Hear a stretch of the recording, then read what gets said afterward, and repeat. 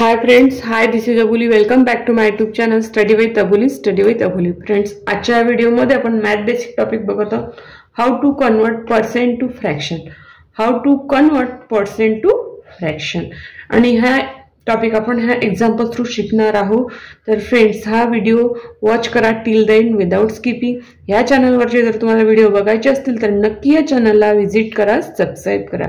And without wasting any more time, let's start our video. बघा, how to convert percent to fraction.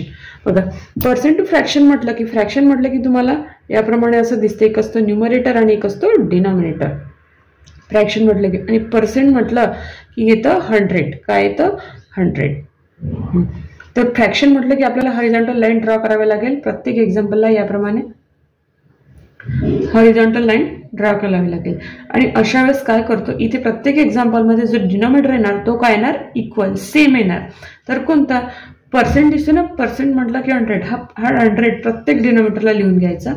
इथे याप्रमाणे 100, इथे 100, इकडे 100, 100 आणि 100. आता आपल्याला न्यूमरेटरमध्ये नंबर लिहायचा. बघा, फर्स्ट एक्झाम्पलमध्ये जे 70 दिसते, हा जो नंबर दिसतो प्रत्येक एक्झाम्पलला तो लिहायचा न्यूमरेटरला. सेकंड एक्झाम्पलमध्ये दिसते 35, फोर्थमध्ये दिसते नंबर 68, थर्डमध्ये 68, फोर्थमध्ये दिसते आपल्याला 75, फिफ्थमध्ये दिसते 42 आणि 6मध्ये दिसते 25. बघा, ह्या पर्सेंटला पण फ्रॅक्शनमध्ये कन्वर्ट केलेल्या. जर आपल्याला याला रिड्यूस करायचं असेल तर रिड्यूस सुद्धा आपण करू शकतो. बघा, फर्स्ट एक्झाम्पलमध्ये आहे 70/100. 0 कॅन्सल केलं तर काय येतं आन्सर? 7/10. सेकंड आहे 35%. बघा, ह्याला जर आपल्याला रिड्यूस करायचं असेल तर आपण याला सुद्धा आपण रिड्यूस करू शकतो. सेम नंबरने रिड्यूस करायचं. बघा, 5 7 35, इथे काय येतं? 20. बघा, 7/20. 68 आहे आणि इथे 100 आहे. ह्या दोघांना आपण 4ने रिड्यूस करू शकतो. वर येतं 17 आणि खाली येतं 25. म्हणजे आन्सर काय येतं? आपला आन्सर 17/25.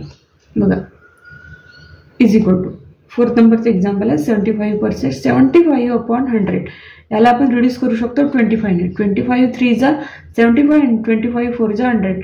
म्हणजे काय येतं आपलं? 3/4. फिफ्थ नंबरचं एक्झाम्पल आहे.